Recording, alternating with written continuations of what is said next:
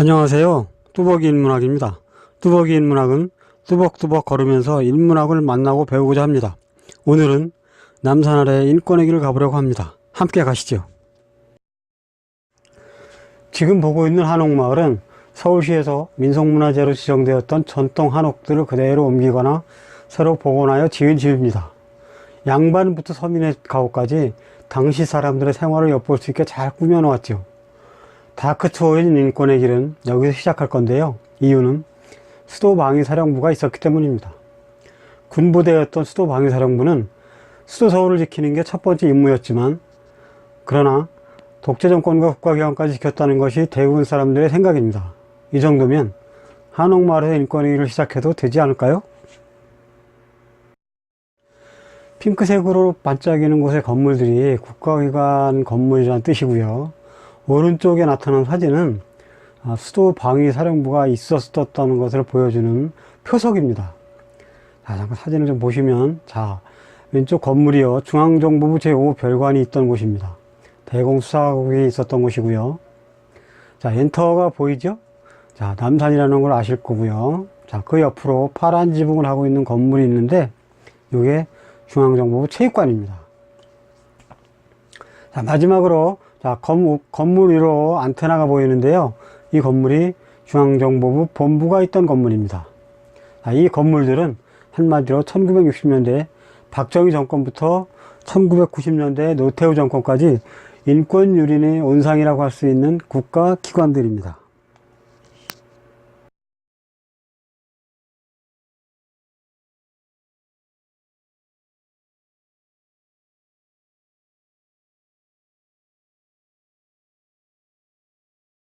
어두운 밤의 소리길 터널입니다. 으스스하죠? 인권 유린이 자행되던 시절 많은 사람들이 눈을 가린 채 대공수사국으로 끌려갔습니다. 그렇지 않아도 무서운데 갑자기 삐그덕하고 쇠절물 소리가 난다면 어땠을까요? 가슴이 덜컥 내려앉고 공포와 두려움이 극에 달했을 것입니다. 소리길 터널의 보행로는 다양한 돌 조각으로 만들어졌는데요. 팔도에 돌을 깔아 고통을 기억하게 한 것이라고 합니다. 또한 터널을 지날 때 철문 소리, 물소리, 타자기 소리 등이 들리는데 국가기관이 무소불위의 권력으로 인권을 짓밟는 소리를 상징합니다.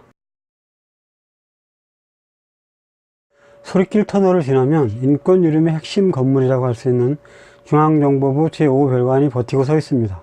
이곳은 대공수사국이 있던 건물로 악명이 높았는데요.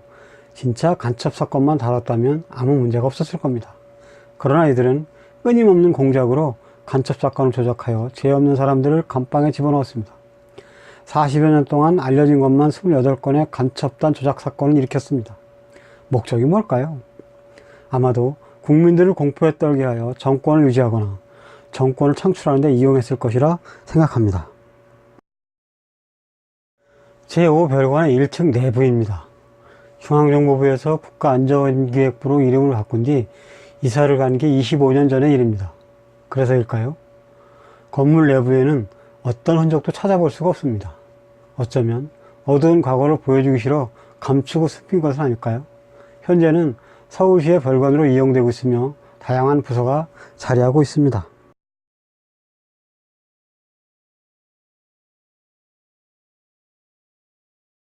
소릿길 터널을 따라 내려가면 남산 창작센터가 보이는데요. 중앙정보 요원들이 체력을 단련하던 체육관이었습니다. 현재는 연극이나 오페라 등 대형 공연의 연습실로 이용되고 있습니다.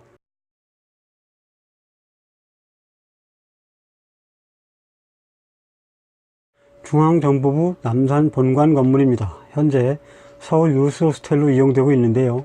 권력 실세 2위였던 중앙정보부장 사무실과 함께 주로 행정사무실이 많았던 건물입니다. 남산의 부장들이라고 많이 들어보셨죠? 현재 영화로도 만들어지고 있다는데요. 그 2인자들이 사무실에 앉아 간첩사건 조작, 인권유린, 고문과 도청 등 나쁜 짓을 진두지휘하던 총본부였던 곳입니다. 국민들의 비명소리는 철저하게 외면한 채 남산이라는 거대한 그늘의 그림자처럼 숨어 권력 누르기만 열중했던 그런 곳인 셈이지요. 서울 유스호스텔 맞은편에 서울종합방재센터입니다. 당시 지상엔 아무것도 없었고 지하에만 중앙정보부 제6별관의 지하 벙커가 3개 층에 걸쳐 있었는데요.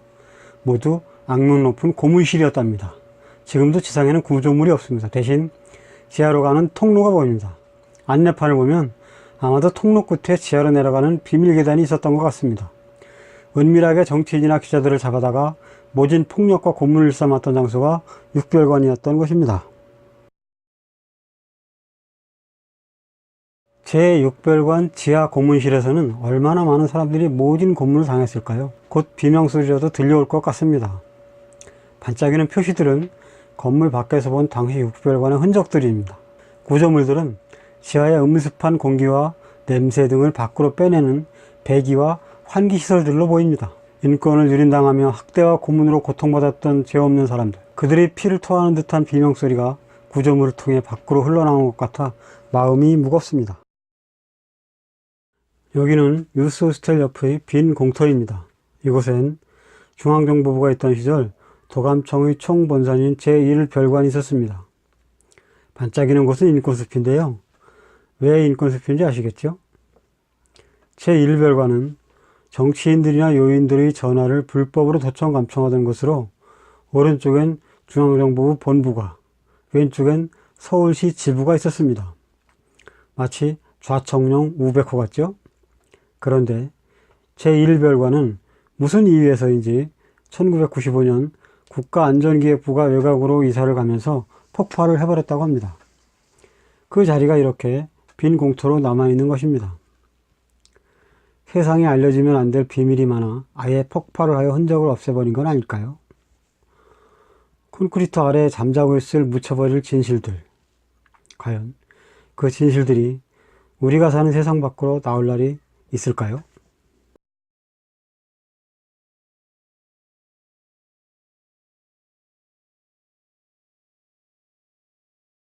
이곳은 중앙정보부 서울시 지부가 있던 곳입니다. 현재는 서울시 소방재난본부로 이용되고 있는데요. 주로 수사와 행정을 위한 사무동 건물이었지만 넓은 유치장 시설까지 갖추고 있었다고 전해집니다. 인권유린이 자행되던 시절 중앙정보부장과 안기부장이 살았던 공간입니다. 국가권력의 실세였던 남산의 부장들이 살았던 공간답게 집이 무척 넓고 큽니다. 공간은 대부분의 기관들을 걸어 다닐 정도의 가까운 거리에 있으며 건물은 오래되어 좀 낡아 보이지만 아직도 그 권세와 위풍당당함은 그대로 살아있는 것처럼 느껴집니다. 현재는 문학인들과 시민들의 소통 공간인 문학의 서울로 이용되고 있습니다. 문학의 집 서울 옆에는 깨끗하게 단장된 건물이 하나 있습니다. 이 건물은 중앙정보부장과 안기부장을 경호하던 경호원들의 숙소입니다. 지금은 문학의 집 서울 별관으로 이용되고 있으며 산림문학관으로도 불립니다.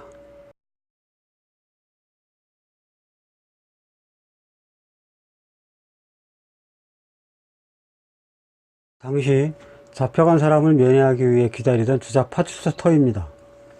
국가가 자행한 폭력과 고문이 무서웠을까요? 실제 면회는 하늘의 별 따기만큼이나 어려웠다고 합니다.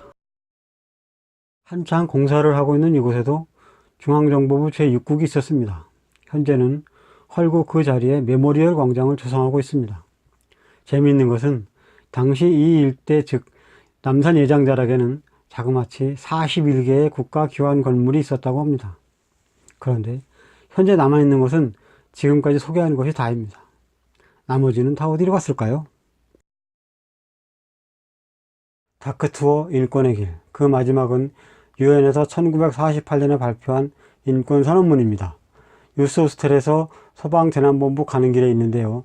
인권과 기본적 자유는 모든 사람과 모든 장소에서 똑같이 적용된다는 것을 세계 최초로 인정한 선언문입니다. 국가폭력과 고문, 공작과 인권유린, 누군가에게는 영원히 지우고 싶은, 기억하고 싶지 않은 악몽의 역사일 겁니다. 그러나 반대로 누군가는 반드시 기억하고 기록해야 할 아프고 슬픈 역사입니다. 중요한 것은 다 같이 소통을 하며 정의로운 사회를 만들어 나가야 한다는 겁니다. 그것이 이 시대를 사는 사람들의 소명이 아닐까요? 지금까지 뚜벅이 문학이었습니다.